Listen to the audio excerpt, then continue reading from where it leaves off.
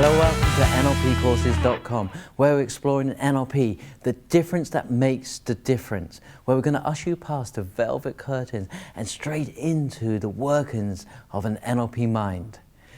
Now, I had a question that builds on what we've been exploring in the last couple of videos, which is the sub-modality stuff and visualizations and all those great things that we can do inside our head. And Juliet asked me, if I had to pick one sub-modality, which one would I consider to be the most powerful? Okay, that did give me some thoughts. So here's my thinking on it. Association and disassociation is in fact one of the most powerful ways that we encode the world in here, in my opinion. And if you took nothing else away from your understanding of what sub-modalities are, you would have taken a huge amount away by being able to use and utilize association and disassociation. So let's explore that a little bit further. But I also think it would be good to have a common understanding by what I mean by association and disassociation. So in a moment, I'm going to invite you to a warm, sandy beach in your mind. It could be one you've been to before or one that you make up for the moment. But either way, it's going to be a safe place to be, and you'll only do this if you can safely do it. Right, so when you're ready and not before, find yourself on a warm, sandy beach, barefooted, really feel the warmth of the sand between your toes, feel the gentle breeze against your skin. Notice the sounds around you. Maybe you hear the gentle lapping of the water, and maybe there's a breeze in the air that you can hear. Notice the color of the sky, the water and the sand. And you go over and you dip your toes into that water and you feel that temperature shift. And as you do, you look along the beach and you notice somebody's left a perfect place for you to go and sit down. And as you start to walk across, you take a deep breath in and smell the air around you.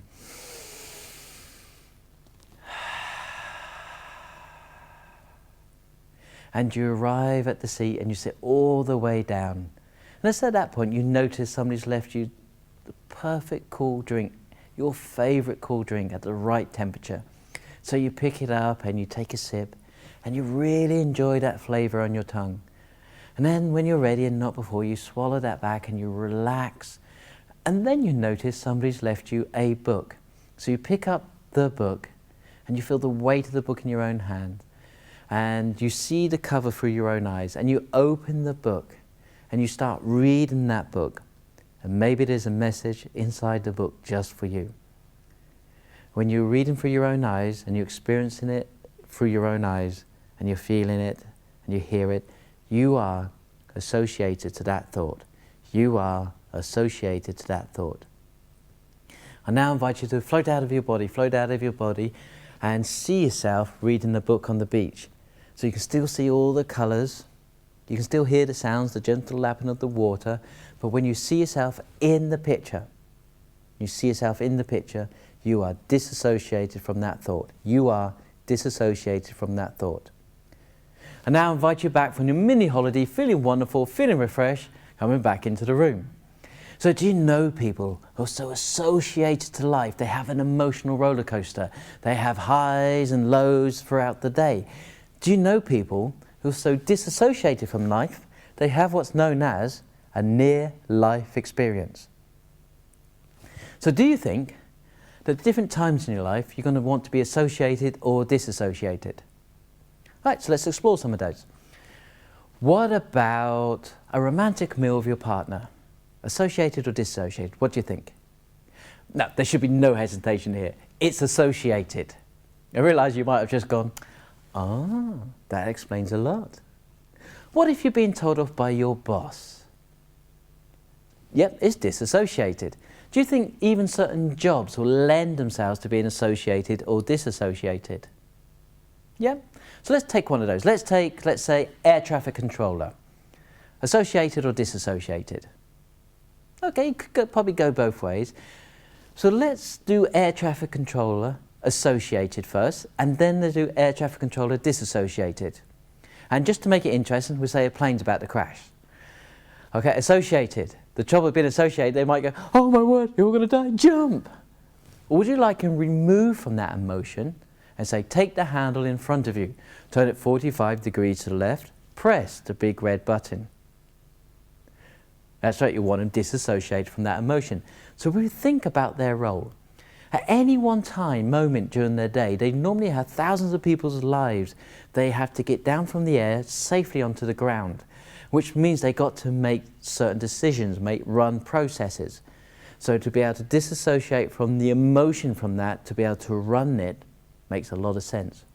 The challenge is, what if they go home and are disassociated from their family? That's right, no family. So association and dissociation is a very powerful way that we encode the world inside here. It's just one of the ways that we do that. So let's take another example. What about goal setting?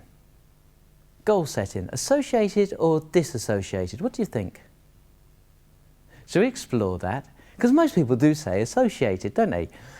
Well, have you come across people who see their goals? They hear their goals, oh yes, and they feel their goals, but yet do nothing to achieve their goals. Well, what's going on there? Well, if we were to take any goal that you may have, well, it's spiritual enlightenment, house, car, money, career, relationship, and boil it down to its very essence. What is your unconscious mind after? Is after how it makes you feel. Does not need the thing or the situation itself, only needs the feeling. So then the question becomes, if you see, hear and feel your goals, as far as your unconscious mind is concerned, do you have your goals? Yeah. Now, I realise this flies in the face of what's popular at the moment. Because here's the thing, if your unconscious mind feels like you've already got your goal, why do you need to take any action to achieve it? Which normally means you may or may not take action towards it. Yet if you disassociate from yourself and see yourself achieving that goal, do you now need to get do something to get that feeling? That's right. And that's why I say this flies in the face of what's popular at the moment. I realise that, but hear me correctly. When you're setting the goal, it's classic to start with, what do you want? See, hear and feel. Oh yes, and you need to make sure it looks right, sounds right, and it feels right. But if you leave it there, you may or may not take action towards it.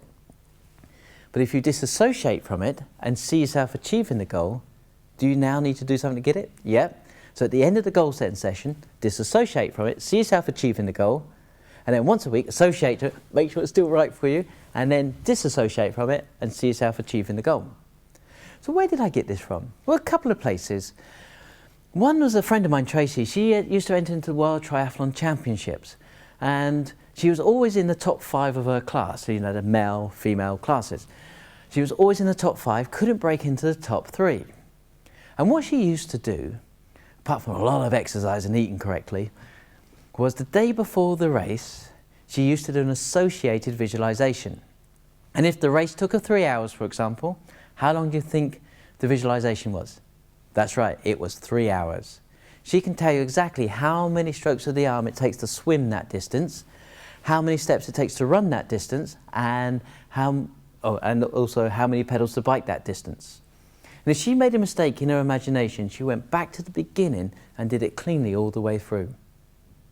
Wow, that's world-class visualization, always in the top 5. Then she changed her routine, and she changed it to this. 5 days before the race, she still did the associated visualization. You know, there's real benefits, especially to skill improvement, doing associated visualization. The reason being is because when you associate to the visualization, you fire micro muscle movements throughout your whole system, and you're training your nervous system to do the skill. So highly recommend it. But then the day before, she disassociated from it, saw herself diving in the water, swimming, getting out, biking, and then running. First year she did that, she came first. Then she came first again, and then retired. She thought she was pushing her luck and wanted to retire at the top of her game. And that kind of made a lot of sense to me. But I've also had the pleasure of knowing lots of very successful people and entrepreneurs. And there's various ways of measuring successful people, so I'm not just talking about monetary. But if we take entrepreneurs, have you noticed anybody who sets up a business wants to call himself an entrepreneur? So I have a definition of an entrepreneur. Now, if somebody wants to call themselves an entrepreneur, of course, we will let them call whatever they want to. So if you call yourself an entrepreneur, it's not up to me to tell you what you can call yourself. But I do have a definition of what I think a true entrepreneur is. A true entrepreneur is somebody who runs multiple businesses, but does not work in any of them. So in my experience, Richard Branson is a true entrepreneur. Last time I looked, he had 480 separate companies under the Virgin brand. Now, he doesn't work in them. He appears in some of the adverts, but does not work in them. So if somebody's running a business and they're working in it, I think they're a business person, even if they're running a couple of businesses. And you know what? Be proud to be a business person. It's great. But hey, that's just my definition of an entrepreneur. But if you hang out with an entrepreneur, from my definition, there's a couple of things you may notice straight away. One of the first things I notice is that entrepreneurs tend to use verbs about 15% more than other people. I realise I track strange stuff, but I am interested in how language affects behaviour. Verbs are action words. 15% more verbs in the language is not that much more, but it seems to get a lot more action into the body. The other thing I notice is you tend to get volunteered to do lots of stuff. So if you've ever been there when an entrepreneur has an idea, oh, they are associated, this is going to be the best thing ever, we're going to help so many people, it's going to go global. And then at some point they seem to go, right, I can see myself doing that, I can see you doing that. And that's the point where you get volunteered. So what have they just done when they said, I could see myself doing that? They've disassociated from it. How often have you thought about doing something, associated, gone over and over and over it, feel exhausted, feel like you've done it multiple times, but you now need to do it? And that's partly because you're using up all the energy in your body through associated visualization. Now, when you disassociate from it and you see yourself doing that, then all you need to do is to copy those actions. You're not using the energy up. And that made a lot of sense to me. So if you can see yourself taking the NLP practitioner with us, we'd be highly honoured. Either way, if you've got any questions, anything you would like explained, expanded upon, please do head straight over to nlpcourses.com. Leave us a comment, leave your question, leave your observations. Let me know how you're using the information you're learning here. Always wonderful to hear from you. Have a great week, and I look forward to talking to you soon.